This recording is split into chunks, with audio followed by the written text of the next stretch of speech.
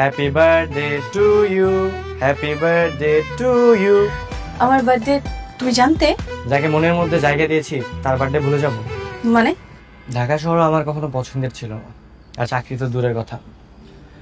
আমি যে ঘুরতে আসবো কখনো এটাও কল্পনায় ভাবিনি, কিন্তু ফার্স্ট যেদিন বাবার ফোনে তোমার ছবিটা দেখি, আমি সত্যি বলতে তোমার প্রেমে পাগল হয়ে যাই। যে মেয়েটাকে আমি কখনো সামনাসামনি দেখিনি, শুধু তার জন্য আমি ঢাকায় চলে আসি। তার মানে চাকরির গল্পটা তোমার বাহানা ছিল? হ্যাঁ, ভালোবাসার পালকি নিয়ে আমি তোমার দরজায় দাঁড়িয়েছি। আমার ভালোবাসা গ্রহণ করে তোমার পালকিতে উঠবে, নাকি আমাকে শূন্য হাতে ফিরিয়ে দিবে?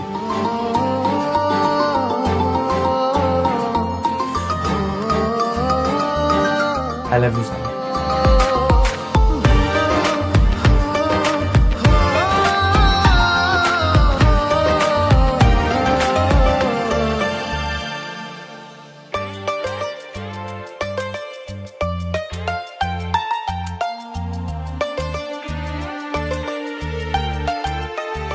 গতকালই দেশে ফিরেছি, সঙ্গে তোমার ভাবিকেও এনেছি, আর ছেলে কিছুদিন পরেই চলে আসবে। তা ভাবিকে আজকে সঙ্গে করে আনলে না কেন? তোমার ভাবি তো প্লেন জার্নি করে ভীষণ ক্লান্ত, আমাকে বললো তুমি গিয়ে বৌমাদের সাথে দেখা করে আসো, আমি না হয় পরে গিয়ে দেখা করবো।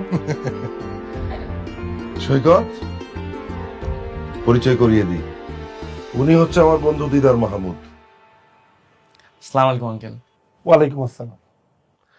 ওর ছেলের সঙ্গে আমার মেয়ের বিয়ে ঠিক করেছি। ওরা সবাই সুইজারল্যান্ডে স্যার, আগামী মাসেই বিয়ে। তুমি তো ঢাকায় থাকো, তোমার বাবা মাকেও এই বিয়েতে দাওয়াত করবো। আরে ছেলে আমার চলে আসলেই হয়, সবসময় শুধু কাজ কাজ ছাড়া কিছু বুঝেই না। বিয়ে হয়ে গেলে সব ঠিক হয়ে যাবে, সংসারী হলে মানুষ পাল্টে যায়। আমার মামুনি যারা কোথায়, তাকে একটু রাখেন না। আচ্ছা, যারা যারা এদিকে আসো তোমরা। আসসালামু আলাইকুম আঙ্কেল। ওয়ালাইকুম আসসালাম।